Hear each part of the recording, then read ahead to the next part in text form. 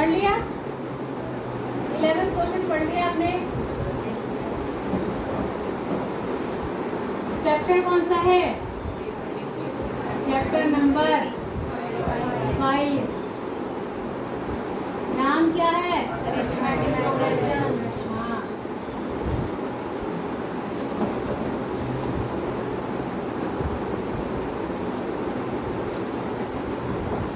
ठीक है। एपी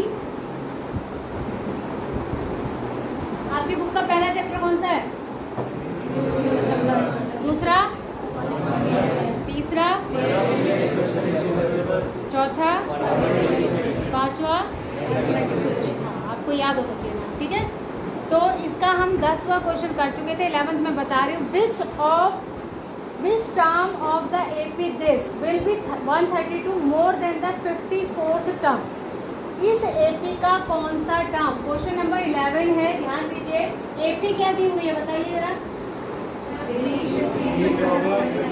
एक जना बोल, एक बोल। 3, 15, 27, 39। लास्ट टर्म दिया है कोई? Will be 132 more than the 54th term. ये कह रहा है कि इस एपी का कौन सा टर्म इसके 54th टर्म से, इसके 54th टर्म से 132 ज़्यादा होगा। कौन सा टर्म? इस एपी का कौन सा टर्म इसके 54th टर्म से 132 मोर होगा, ठीक है।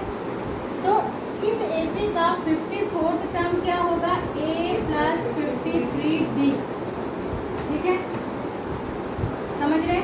कौन सा term? Let nth term, let nth term जो होगा वो मान लिया 54th टर्म से 132 ज़्यादा होगा। ऐसा हमने सपोज कर लिया कि जब आप एग्जाम में इसको करेंगे तो आप लिखेंगे let nth term of this AP will be 132 more than the 54th term of this AP, ठीक है। ऐसा हमने सपोज कर लिया।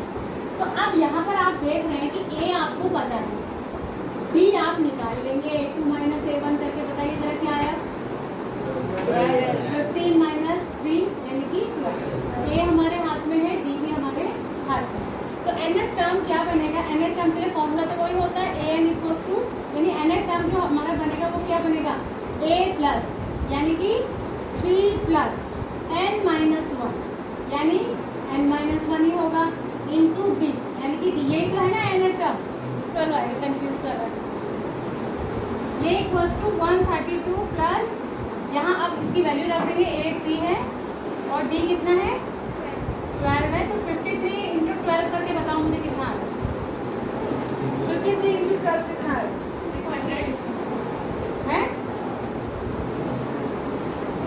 636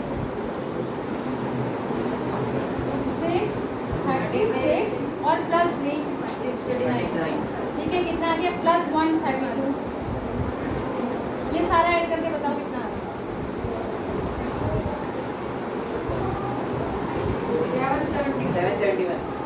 771, ठीक है। ये था ना = 771, यही आ रहा है, ठीक है। अब हमें किसकी वैल्यू निकालनी है? n की, क्योंकि इसने पूछा कि कौन सा टर्म ऐसा होगा जो 54th टर्म से 132 ज़्यादा होगा। तो जहाँ पर भी कौन सा टर्म वर्ड आता है ना, विच टर्म, तो वहाँ n की वैल्यू निकालनी होगी। बेटा तू बाहर चले जा, तुझे सबसे ज़्यादा गर्मी तुझे ही लग रही है। क्लास में तो पागल बैठे सारे और मैं भी बेवकूफ़ हुआ। गीले तभी हुआ होंगे जब बाहर गया होगा। करे क्यों गीले? डॉक्टर ने बताया था कि भीग ले बाहर जाके, उसके बाद यूं यूं करके डिस्टर्ब कर रहे हैं। गीले हो गए तो शांति से गीले ही पहन के बैठे रहो, जो तुमने अपनी मर्जी से गीले किए कपड़े। तो तुमको ये नहीं लगता कि जैसे 40 बच्चे इस क्लास में बैठे, तुम यहाँ मेरी जगह खड़े हो और मैं वहाँ बैठा हूँ, तब तुम देखना कि कोई बच्चा कुछ अलग तरीके की एक्टिविटी करता है तो ध्यान बार बार डाइवर्ट होता है। कोई कुछ लिख रहा है, कोई बातें कर रहा है, कोई यूं कर रहा है, कोई यूं कर रहा है। कॉमन सेंस तो थोड़ा लगाओ। जब तुम स्टेज पे खड़े होगे तब देखो नीचे सारे खड़े होते हैं, तो तब तुम्हें अंदाज आता है कि किसी दूसरे की एक्टिविटी करने से हमारा ध्यान उस तरफ डाइवर्ट होता है। बार बार कर रहे हैं, एक बार नहीं, दो बार नहीं, यूं यूं यूं यूं यूं।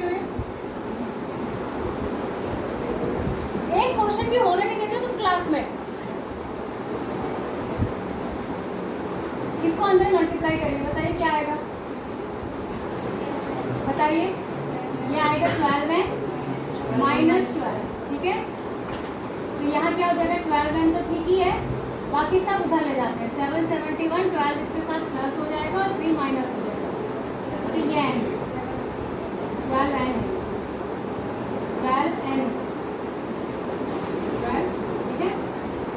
कितना हो गया 12 में से 3 गए 9 बचे, 9 इसमें ऐड हो गए, कितने हो गए 780, यही हुआ ना। कैलकुलेशन देखते रहना।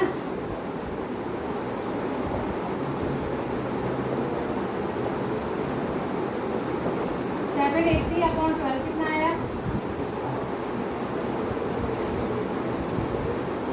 ये आएगा, देख लीजिए ये आ रहा है क्या, n = 65 आ रहा है, चेक करिए।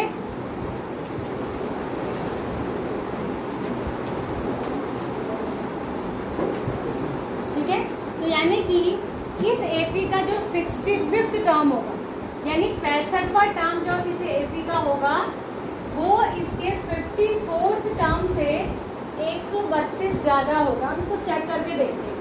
इस एपी का 65वां टर्म निकालिए, क्या होगा a + 64d होगा कि नहीं होगा। a 3 है, 64 × d करके देखो, चेक करके भी देखना चाहिए कभी कि हो भी रहा है नहीं। कितना होगा, यही आ रहा है, यही आ रहा है ना, ऐड करो, ये आ रहा है, ये आ रहा है ना। ये कौन सा टर्म आ रहा है 65। अब निकालिए आप 54th टर्म, यानी a + 53d, 3 + 53 × 12, 3 + कितना आ रहा था 636 ही तो आ रहा था, उसको भी किया था, तो ये आ गया, कितना आ गया 639। माइनस करके देखिए जरा 132 आता है कि नहीं। 11 में से 9 गए 2, 6 में से 3 गए 3 और 7 में से 6 गए 1, तो 132 आ गया। समझ में आ गया क्वेश्चन। तो ये मैंने आपको चेक करके बता दिया कि इसका 65वां टर्म इसके 54th टर्म से 132 ज़्यादा है, जो हमने रीचेक भी कर लिया। ऐसा हो रहा है कि हालांकि उसे चेक करने को निकाला था, मैंने तुम्हें इसलिए बताया कि क्वेश्चन तुम्हें क्लियर हो जाए। ठीक है, अगला देखो, अगला क्वेश्चन देखिए, ये इंपॉर्टेंट क्वेश्चन है। ठीक है, इस तरीके के क्वेश्चन घुमा फिरा के देता है, डायरेक्ट नहीं देता। क्लास 10th है, बोर्ड का, अरे हाँ बोर्ड कहने से याद आ गया, बोर्ड का एग्ज़ाम अब साल में 2 बार हो, देख ली होगी कल न्यूज़, ब्रेकिंग न्यूज़ बड़ा आ रहा था। एक बार फरवरी में होगा, ठीक है, फरवरी में होगा, उसका रिजल्ट अप्रैल में आएगा, पहला एग्ज़ाम, फिर दूसरा एग्ज़ाम का रिजल्ट जून में है, एक ही साथ नहीं आएगा। पहला जो एग्ज़ाम होगा फरवरी में, उसका रिजल्ट अप्रैल में आएगा, और जब दोबारा होगा उसका रिजल्ट जून में आएगा।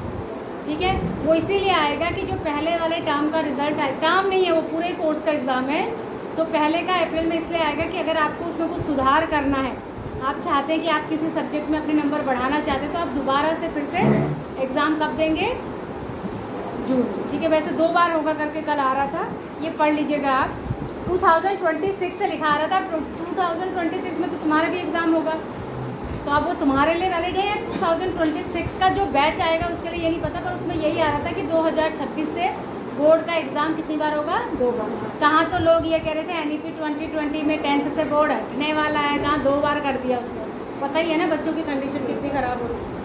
अब देखो, एक ही बार देना मुसीबत होता है, अब 2 बार बोर्ड एग्ज़ाम दोगे। अगला देखो, और दोनों की फ़ीस भी अलग अलग है, 2 बार फीस भरोगे। अगला देखो, 2 APs have the same common difference. The difference between their 10th term is 100. ये बहुत ही इंपॉर्टेंट क्वेश्चन है, इसको लिख लो, मोस्ट इंपॉर्टेंट क्वेश्चन नंबर है 13 है, 12 है, क्वेश्चन नंबर 12 बहुत ही बार पूछा गया है, ये इंपॉर्टेंट क्वेश्चन है, मोस्ट इंपॉर्टेंट लिख सकते हैं आप इसमें। ये कह रहा है कि 2 AP हैं अलग अलग, ठीक है, वो कह रहा है कि उनका कॉमन डिफरेंस सेम है। ध्यान से सुनिए, 2 AP है, ध्यान से सुनिए, इधर सुनिए और इधर ही देखिए। 2 APs हैं, दोनों का कॉमन डिफरेंस सेम है। कॉमन डिफरेंस मैंने D सेम है, दोनों का क्या है, D सेम है। और D को हमेशा यहाँ पर स्मॉल d से ही लिखते हैं। कई बच्चों की कॉपी में मैंने लिखा कैपिटल D लिख दे रहे हैं, कैपिटल D नहीं लिखते। कैपिटल D यूज़ होता है डिस्क्रिमिनेंट के लिए, ठीक है, जो चीज़ जिससे डिनोट होती है मैथमेटिक्स में उसी से करता है, फॉर्मूले में जिससे डिनोट होता है। तो ये डी दोनों के लिए सेम है। अब ये कह रहा है कि अगर ये जो दोनों एपी हैं इनका जो 100th टर्म होगा, मतलब जो 100वां टर्म होगा, ठीक है ना, उसका डिफरेंस अगर क्या है 100 है तो उसके 1000वें टर्म का डिफरेंस क्या हो। बात समझ में आ रही है? आप सुनिए इसको कैसे करते हैं इस क्वेश्चन को, बहुत इम्पोर्टेंट। और इस क्वेश्चन को चेंज करके भी दिया जा सकता है, थोड़ा सा ट्विस्ट करके।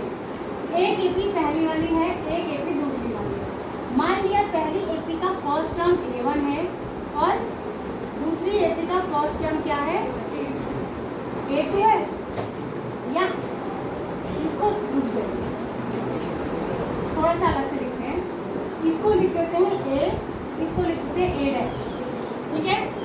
अब इस वाली एपी का भी कॉमन डिफरेंस D है और इसका भी कॉमन डिफरेंस क्या है, D है, ठीक है। तो इसका अगर मैं 100th टर्म निकालूं, क्या निकालूं, 100th टर्म निकालूं, तो वो हो जाएगा A + 99D। बिल्कुल यहाँ तक क्लियर होगा, है ना। और इसका अगर मैं 100th टर्म निकालूं तो क्या हो जाएगा, A डैश + 99D। होगा कि नहीं होगा, ठीक है। अब वो कह रहा है कि इनका जो डिफरेंस है 100वें टर्म का जो डिफरेंस है, तो डिफरेंस कैसे निकालते हैं, माइनस करके A + 99D में से A डैश + 99D को माइनस कर दो, तो ये इधर आ जाएगा A माइनस A डैश, क्योंकि ये अलग अलग चीज़ें हैं तो माइनस होगी, ये कट जाएगा, सेम है, तो इक्वल टू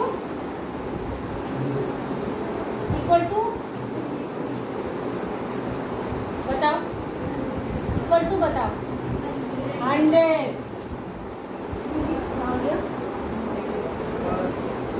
क्योंकि हमने भी डिफरेंस ही निकाला और उसने भी डिफरेंस दिया है, तो हमारा डिफरेंस क्या बचा, खाली A माइनस A डैश बचा, ये तो कट गया।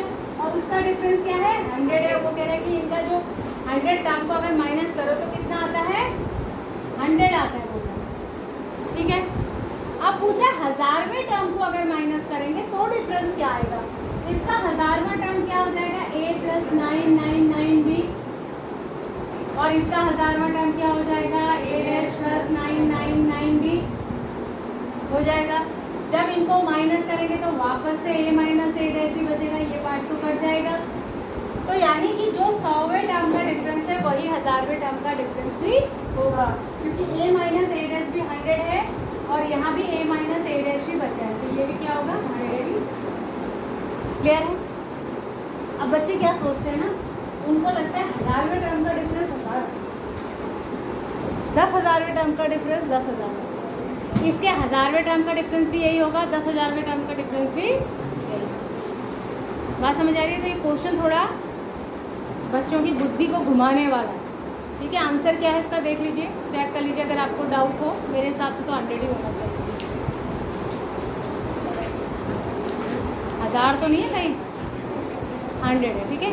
इसका कोई सा भी टर्म निकालोगे उसका डिफरेंस कितना आएगा, 100 ही आएगा, क्योंकि इसमें D वाला पार्ट कट जाएगा। तो चाहे पहला टर्म निकालो, दूसरा, चौथा, पांचवा, 1000वां, 99, कोई सा भी निकालोगे ये पार्ट तो कट गया, है ना। कौन सा बचेगा, सिर्फ A माइनस A डैश, और वो कितना आ जाएगा। चलो अगला देखो, हाउ मैनी 3 डिजिट नंबर्स, ये भी मोस्ट इम्पॉर्टेंट क्वेश्चन है और ये चेंज होके भी आ जाता है। जैसे इसमें लिखा है ना, how many 3 digit number are divisible by 7, इसको चेंज कर सकता है, how many 3 digit number are divisible by 8, divisible by 5, divisible by 4, 2, कुछ भी दे सकते हैं इस क्वेश्चन को बदल के, ठीक है। यहाँ पर क्वेश्चन दिया है how many 3 digits number are divisible by 7, कितने ऐसे 3 डिजिट के नंबर होंगे, क्वेश्चन नंबर है 13, 3 डिजिट के कितने ऐसे नंबर होंगे जो 7 से डिवाइड होंगे। इस क्वेश्चन में बिल्कुल ध्यान रखना है कि 7 से डिवाइड होने वाला पहला नंबर क्या होता है, 7 ही होता है, दूसरा क्या होता है 14, मतलब 7 का टेबल। अब लास्ट में 3 डिजिट नंबर पूछा है, ठीक है। तो इसने लास्ट में नहीं पूछा, मतलब ये 3 डिजिट नंबर के बारे में पूछ रहा है, तो हमें ये देखना पड़ेगा कि पहला 3 डिजिट नंबर कौन सा होता है जो 7 से डिवाइड होता है। तो 3 डिजिट, यहाँ पर पहला नंबर पूछ, ये पहला 3 डिजिट नहीं, ये पहला नंबर है और पहला 3 डिजिट नंबर बताओ। 3 डिजिट कहाँ से शुरू होती है, 100 से। 100 तो डिवाइड नहीं होता, 101 होता है, नहीं होता, 102 होता है, बताओ जिसके लास्ट में 2 है वो होता है क्या? नहीं होता है। 103 होता है, बोलो। 104 होता है, कैसे होता है? 3 बचेगा, 34 कैसे हो जाएगा? 105 होता है, यस। 7 बन जा 7, 7 5 जा 35, 7 बन जा 7, 7 5 जा 35। तो यानी कि 3 डिजिट का ऐसा पहला नंबर जो 7 से डिवाइड होता है वो है 105। अब आ जाइए पीछे से, 3 डिजिट का लास्ट नंबर होता है ये, क्या ये 7 से डिवाइड होता है? चेक करो, ये होता है, लास्ट में 14 आएगा, 994 होता है। तो यानी कि पहला नंबर 105 हुआ और लास्ट नंबर क्या हो गया? 994। ठीक है, अच्छा अब अगला नंबर क्या आएगा जो 7 से डिवाइड होगा? वो 7 का टेबल ही होगा, तो इसमें 7 प्लस करके अगला नंबर आएगा। बात समझ में आ रही है? तो अगला नंबर क्या होगा जो 7 से डिवाइड होगा? 1 1, और अगला क्या होगा? 1 1 9। तो इससे देखो, ये क्वेश्चन मैंने बहुत टाइम से लगाया करने में, मतलब आपको समझाने में कि आप कंसेप्ट को समझ जाए। देखो पहला नंबर तो आपको पता करना पड़ेगा कि क्या होता है, किसी से भी, चाहे 5 से पूछे, चाहे 3 से पूछे, चाहे 7 से पूछे, जिससे पूछे। पहला नंबर आपको मिल गया तो आपको A मिल गया, और D उतना ही होता है जिससे डिवाइड के बारे में पूछा गया। अगर 7 से डिवाइड पूछा गया तो D 7 है, अगर 4 से डिवाइड पूछा गया तो D 4 है, अगर 3 से डिवाइड पूछा गया तो D क्या है? तो यहाँ D हो गया 7, और इसमें लास्ट टर्म आपको पता ही चल गया क्या है? 994। लास्ट टर्म यानी कि AN भी आपको पता चल गया 994। अब 4 चीज़ों में से 3 आपको पता चल गई, N आपको निकालना है कि ऐसे कितने नंबर। फॉर्मूला TN का ही लगेगा जो AN का होता है, A plus N minus 1 into B। AN कितना है? 994 इक्वल्स टू A कितना है? 105, N माइनस 1, D कितना है? 7 है। इसको इधर ले जाके माइनस करके बताइए जल्दी, क्या आएगा? 114 में से 105 माइनस करके, जल्दी बताओ। 889। अगली लाइन में आप इस 7 को इसके डिवाइड में ले आएंगे, यहाँ खाली n बचेगा, बताइए कितना आ रहा है?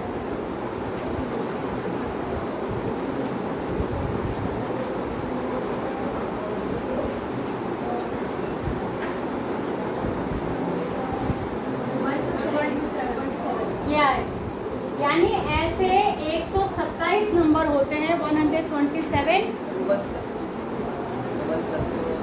हाँ, तो 1 प्लस भी होगा, 128 होगा, n माइनस 1 है ना इधर, ठीक है। 889 is equals to n minus 1 आया, 17 भी आया, तो यहाँ आया 127। ये 1 इधर जाके प्लस हो जाएगा, तो 128 नंबर हो जाएगा। तो 128 नंबर 3 डिजिट के ऐसे होंगे जो 7 से डिवाइड हो जाते हैं, ठीक है। अच्छा, ज़रूरी नहीं है क्वेश्चन यही पूछा जाए, आपसे ये भी पूछ सकता था कि 7 ऐसे कितने 2 डिजिट के नंबर है जो 7 से डिवाइड हो, ठीक है। तो पहला नंबर क्या हो जाएगा वहाँ? 40।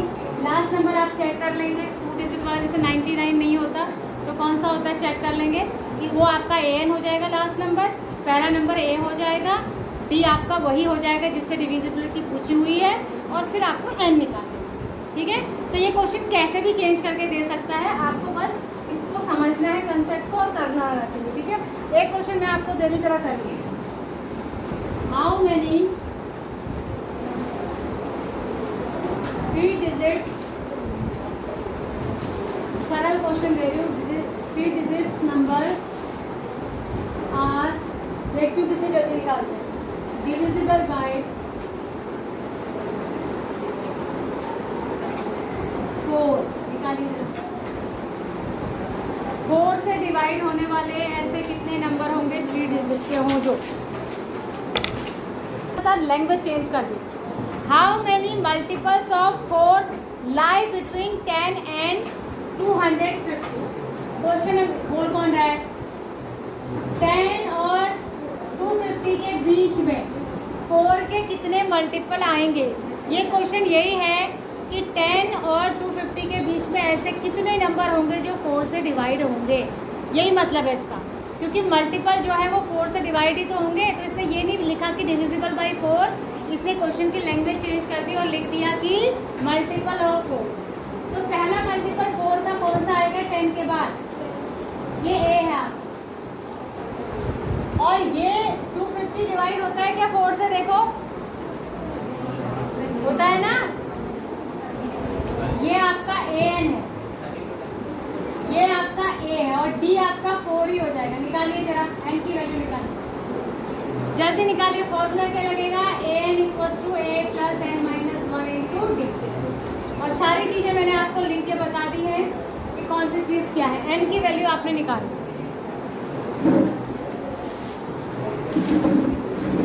n की वैल्यू निकालिए जल्दी। हर जाके सारे क्वेश्चन का रिवीजन